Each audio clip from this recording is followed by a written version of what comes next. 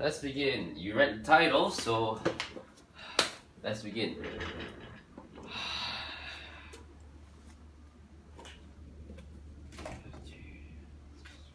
First page. Okay.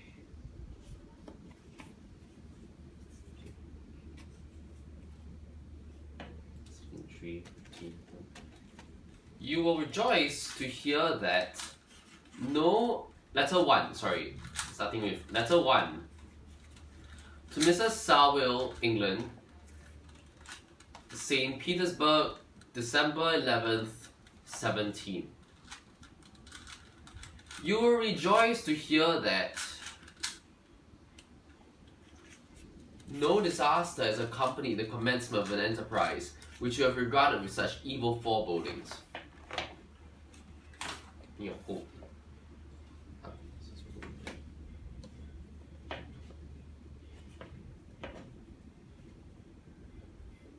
Forebodings. And where to go? Forebodings. I arrived here yesterday. Sorry about that.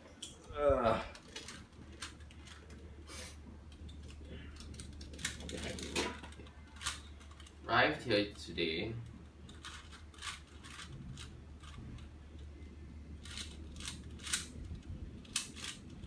I arrived here yesterday, and my first task is to ensure my dear sister of my welfare and increasing confidence in the success of my undertaking.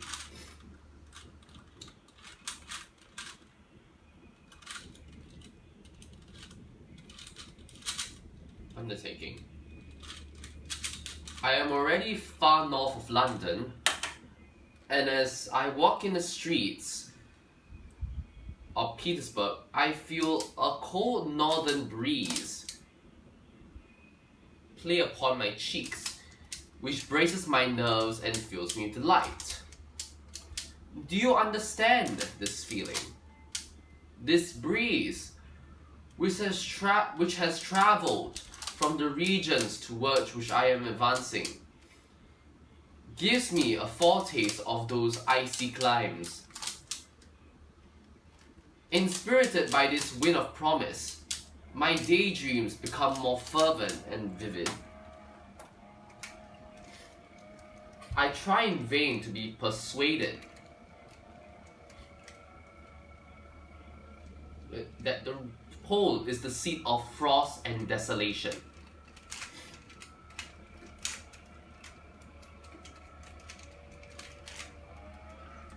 It ever presents itself to my imagination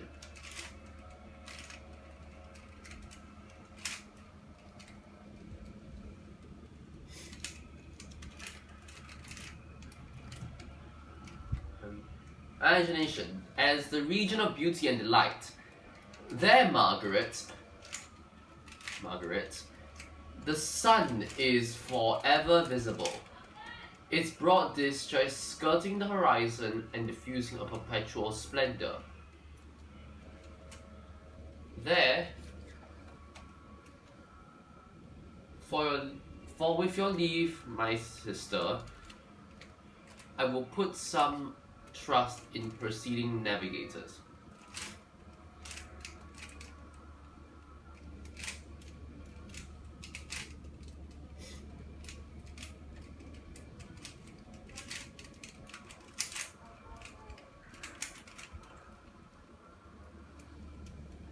There, snow and frost are banished, and sailing over a calm sea, we may be wafted to a land surpassing in wonders and in beauty every region hitherto discovered on the habitable globe.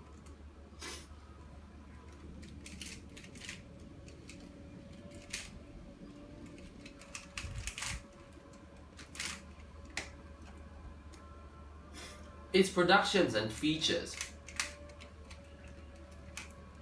may be without example as a phenomena of the heavenly bodies. Undoubtedly are in those undiscovered solitudes. What may not be expected in the country of eternal light. I may there discover the wondrous power which attracts the needle and may regulate to 1,000 celestial observations, which only require only this voyage to render their seeming eccentricities consistent forever. I shall satiate my ardent curiosity with the sight of a part of the world never before visited, and may tread a land never before imprinted by the foot of man. These are my enticements, and they are sufficient to conquer all fear of danger or death, and to induce me to commence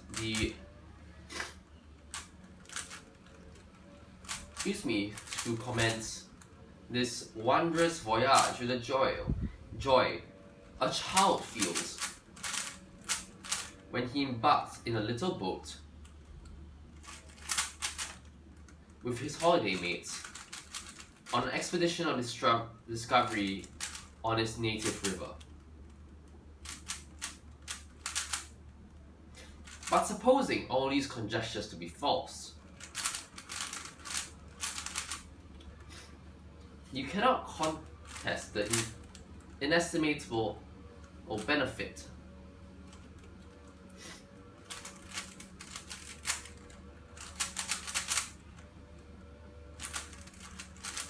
which I will confer on all mankind to the last generation by discovering a passage near the pole to those countries, to reach which at present so many months are requisite.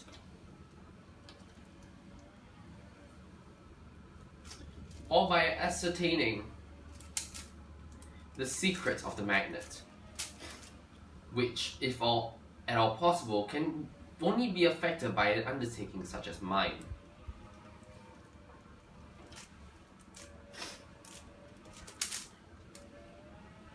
These reflections have dispelled the agitation with which I began my letter, and I feel my heart glow with an enthusiasm which elevates me to heaven. For nothing contributes so much to tranquilize the mind as the steady purpose, a point on which the soul may fix its intellectual eye.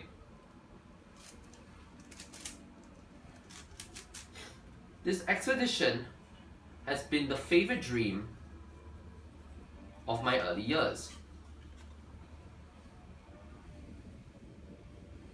I have read which are the accounts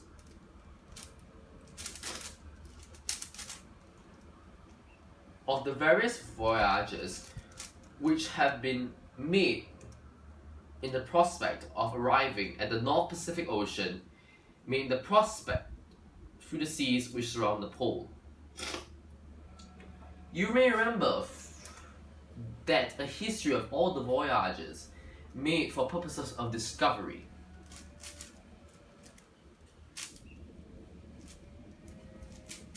composed the whole of our good Uncle Thomas's library. My education was neglected. Yet I was passionately fond of reading. These volumes were my study day and night. And my familiarity with them increased that regret which I had felt as a child on learning that my father's dying injunction had forbidden my uncle to allow me to embark on a seafaring life. These visions faded when I perused for the first time Those poets whose effusions entranced my soul and lifted it to heaven. I also became a poet, and for 1 year lived in paradise of my own creation. I imagined that I also might obtain a niche in the temple where the names of Homer and Shakespeare are consecrated. You are well acquainted with my failure and how heavily I bore the disappointment.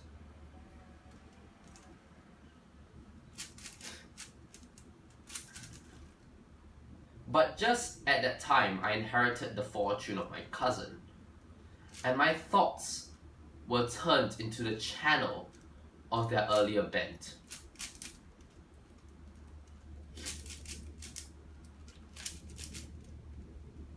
Six years have passed since I resolved on my present undertaking.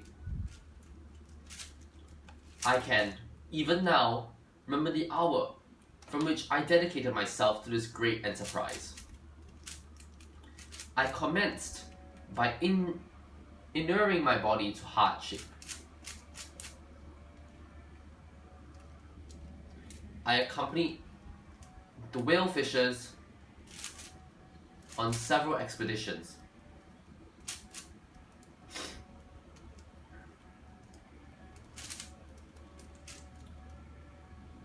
To the North Sea, I voluntarily endured cold, famine, thirst, and want to sleep. I often worked harder than the common sailors during the day, and devoted my nights to the study of mathematics.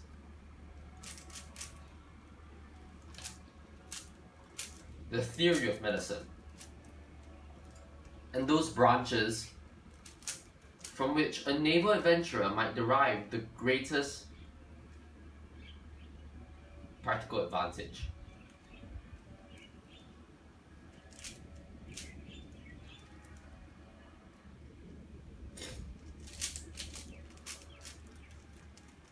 Twice, I actually hired myself as an undermate in a Greenland whaler, and acquitted myself to admiration.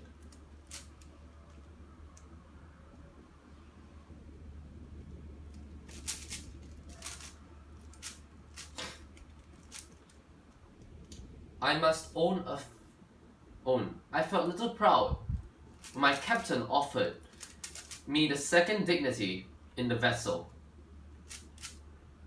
and entreated me to remain with the greatest earnestness. So valuable did he consider my services. And now, dear Margaret, do I not deserve to accomplish some great purpose?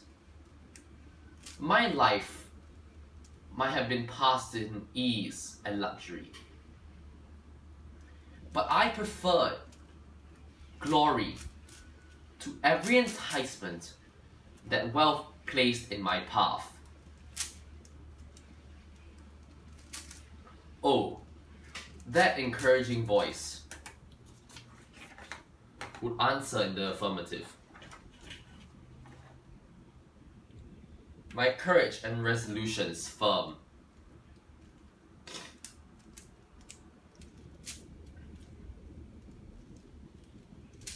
But my hopes fluctuate, and my spirits are often depressed. I am about to proceed on a long and difficult voyage, the emergencies of which will demand all my fortitude. I am required not only to raise the spirits of others, but sometimes to sustain my own.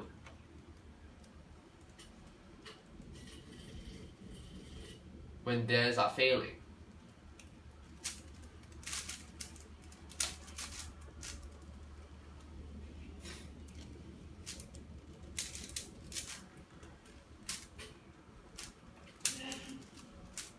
This is the most favorable period for traveling in Russia. They fly quickly over the snow in their sledges.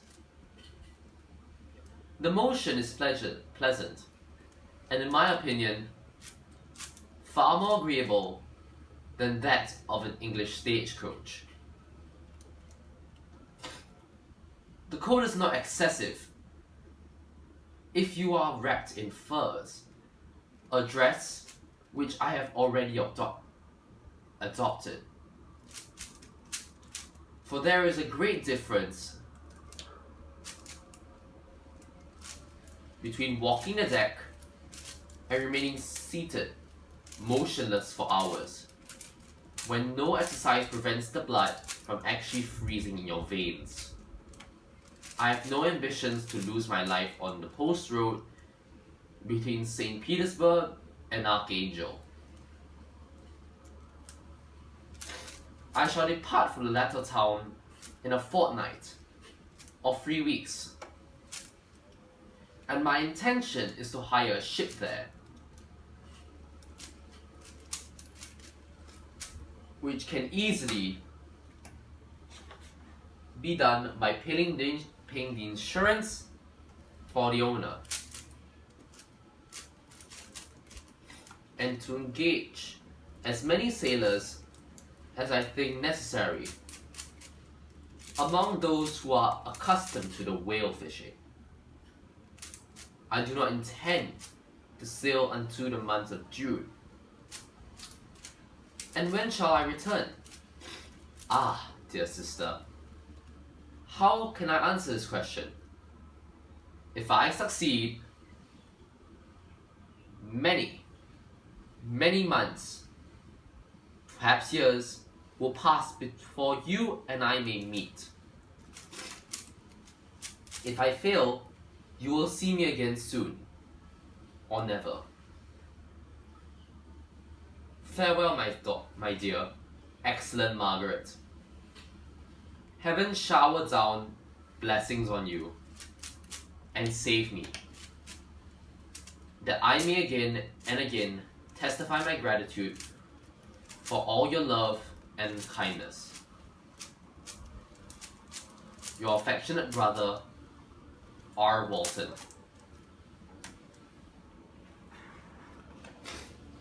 Letter 2. To Mrs. Sarwell, England, Archangel, 28th March, 17. How slowly the time passes here, encompassed as I am by frost and snow. Yet a second step is taken towards my enterprise. I have hired a vessel and am occupied in collecting my sailors. Those whom I have already engaged appear to be men on whom I can depend and are certainly possessed of dauntless courage.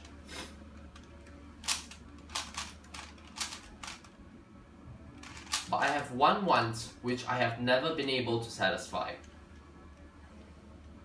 and the absence of the object of which I now feel as a most severe evil. I have no friend, Margaret. When I am glowing with the enthusiasm of success, there will be none to participate my joy. If I am assailed by disappointment, no one will endeavor to sustain me in dejection. I shall commit my thoughts to paper. It is true, but that is a poor medium for the communication of feeling. I desire the company of a man who can sympathize with me, whose eyes will reply to mine. You may deem me romantic, my dear sister, but I bitterly feel the need for a friend. Feel the want for a friend. I have no one near me, gentle yet courageous.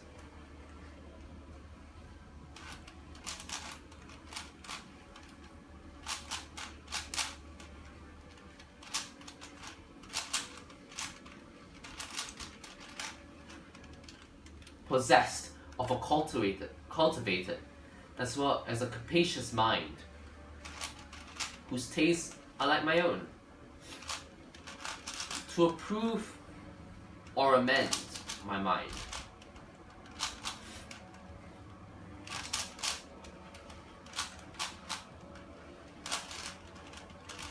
Whose tastes are like my own. To approve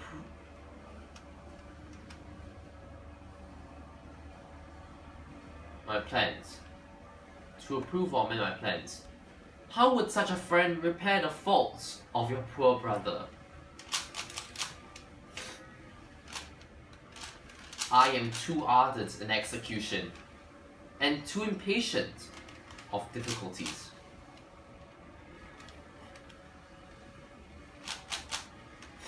But it is still a greater evil to me that I am self-educated. For the first 14 years of my life, I ran wild on a common and read nothing but our Uncle Thomas's books.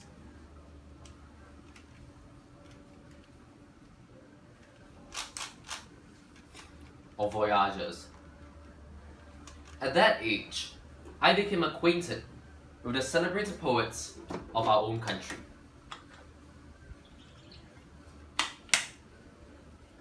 But it was only when he had ceased to be in my power to derive its most important benefits from such a conviction that I perceived the necessity of becoming acquainted with more languages than that of my native country.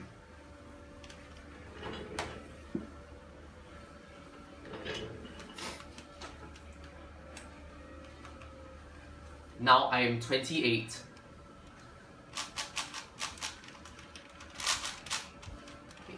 And am in reality more literate than many boys of 15. It is true that I have thought more and that my daydreams are more extended and magnificent.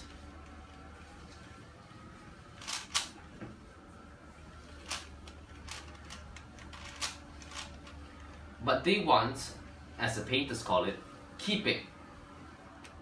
And I greatly need a friend who would sense enough not to despise me as romantic, and affection enough for me to endeavor to regulate my mind. Well, these are useless complaints. I shall certainly find no friend on the wide ocean, nor even here in Archangel.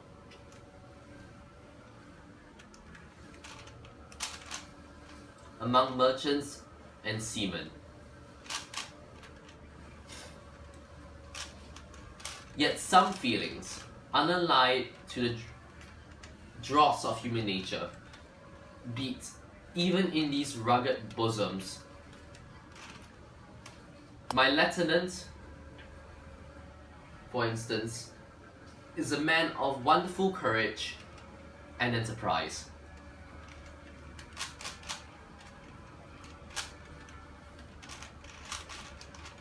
He, for instance, is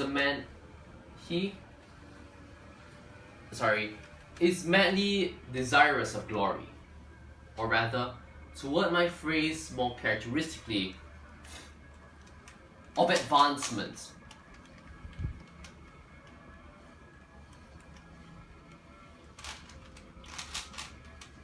In his profession. He is an Englishman.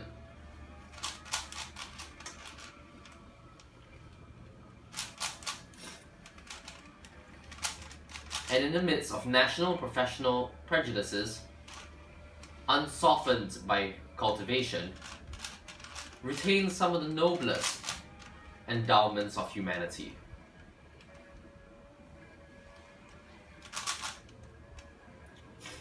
I first became acquainted with him on board a whale vessel.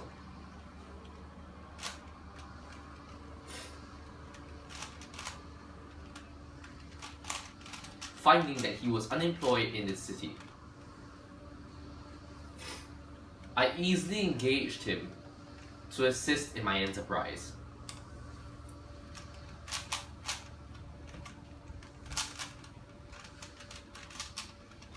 The master is a person of an excellent disposition and is remarkable in the ship for his gentleness and the mildness of his discipline.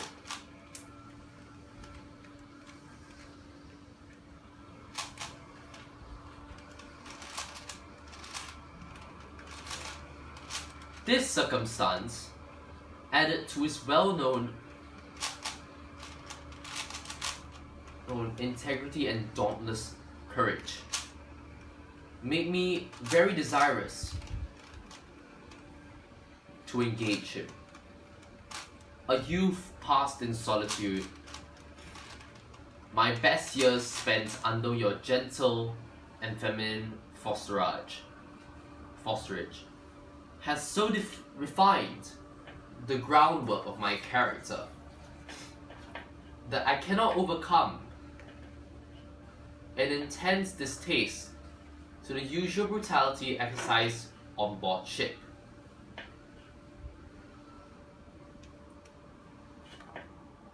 I never believed it to be necessary.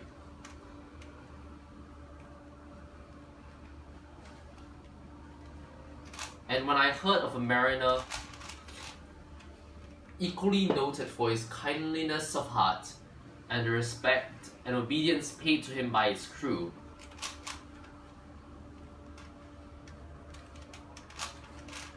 I felt myself peculiarly fortunate in being able to secure his services.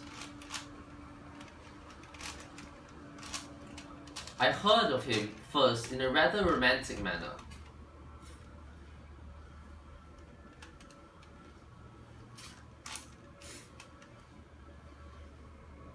From a lady who owes to him the happiness of her life. This briefly is the story. Some years ago, he loved a young Russian lady of moderate fortune, and having amassed a considerable sum in prize money, the father of the girl consented to the match. He saw his mistress once before his destined ceremony, but she was bathed in tears.